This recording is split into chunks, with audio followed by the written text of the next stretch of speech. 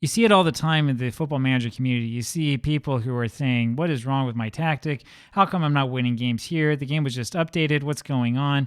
How come this isn't right? How come that isn't right? I have some news for you. It might not be your tactic. So there are other things that are involved in football manager beyond just the setup of your tactic, the way that it works, the way that it doesn't work, that could determine your success and your failure. Now, I'm not necessarily the expert on this. As you know, as you've been watching my save, we've been undefeated this season. And yes, I have been using the dreaded downloaded tactic.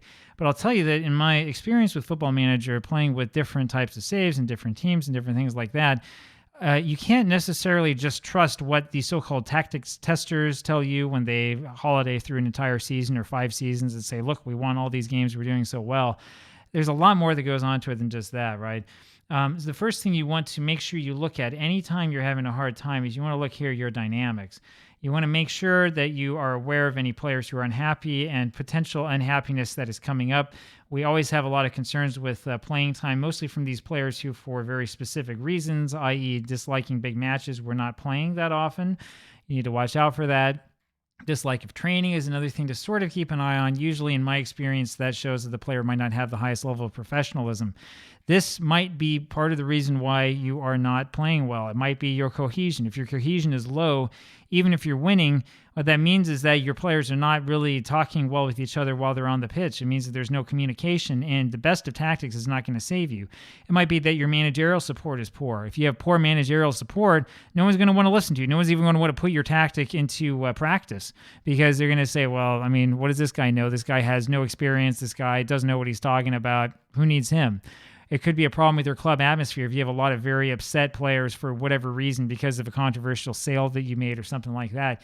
And sometimes even when you have a really good player who you know is good, who your scouts have told you is good, who is maybe even on the list of wonder kids, like he might not play as well as you thought. So we have George Hall here on this team. I don't know if he's on a wonder kid list or not. I'm going to be frank with you. I don't look at that stuff, right? But what I do know is that when we first got him on, the scouts gave him the A+ rating. It took us a lot of money to get him over from Birmingham. We had to pay 10 million renminbi, which is like 1.5 million pounds or something like that. It cost us quite a bit to get him. He's only 18 years old. When I look at his development progress, I mean, I do see things that are going up somewhat forward, but it's not quite as good as it could be, and it's definitely not as good as some of the other players that are on our squad, right? This is one of the things that might be a bit of a problem, right? He could improve by a slight amount in the future, so maybe he doesn't quite have the potential to improve that I once thought. I bring stuff like that up because sometimes it might be your squad. It might be the players that you have on your squad who just are not playing that well, right? Sometimes now your coaches might also be incorrect about a guy. I mentioned this guy the other day, Shi Jiayang, who is not really playing all that well and who the coaches think clearly here is not belong on this squad, but he's been developing quite well in part because we have been playing him and we have been giving him game time. Of course, this looks a lot like Hall's development graph, doesn't it? But the truth of the matter is that the individuals on your team, the players that you have, and the team atmosphere and the cohesion that your team has together is every bit as important, if not more important, than just the tactic. That's the problem with just doing straight out tactic testing and let's just see how it works with this squad and ignore everything else, right? Some of this stuff matters. The hierarchy matters. The age of the players matter, right? You can play youth to gold, which I know that Omega Luke loves to do.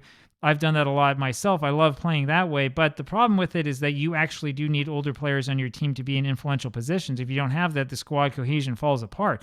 You can ignore it if you want, but it really is something. It does mean something, right? You need to have that as part of your squad. Anyway, just a couple of thoughts there for you on that. Tactics are nice. It's nice to have a tactic that works well, but tactics are not everything. And if you have just seen the game update and things are not working well, don't just look at the tactic. Look over here. Look at some of this stuff. This might tell you something. And if this doesn't tell you something, you might want to look here at your players and to make a couple changes. That usually works. It works better than you think. Anyway, we'll leave it there. Take care. Bye.